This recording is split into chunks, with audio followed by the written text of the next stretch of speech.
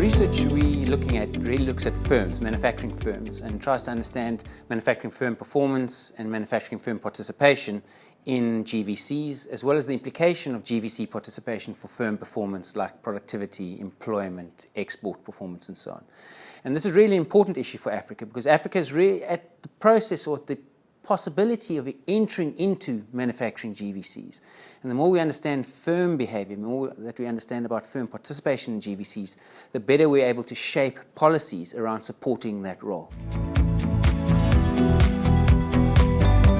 GVC participation and firm participation provides some very important insights into industry-level data, industry-level performance, because when we look at firm behavior and we look at firm performance, what we find is that firms are very different. Even within narrow sectors like clothing and textiles, we have very efficient firms and we have very inefficient firms or less efficient firms. And that variation, that difference in firms really questions and challenges us when we start thinking about industries, because firms are very different. And it's not clear or not obvious that you want a single policy to deal with firms in a particular sector. You might need various policies to deal with different types of firms.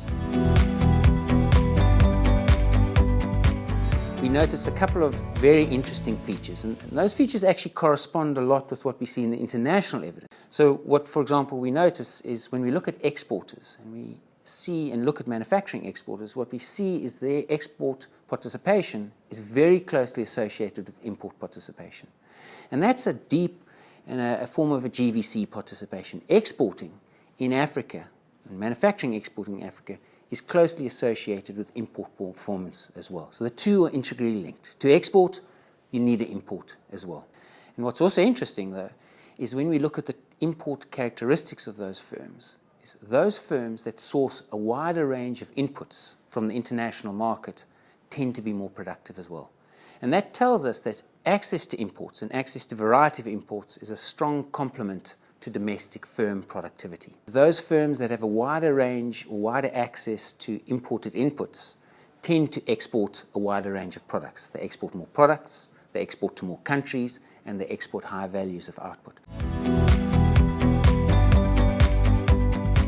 Our research has several implications for policy. I think the first implication is that when we're thinking about policy, we should be cautious about thinking of targeted sector industrial policy, because firms are very different even within a sector.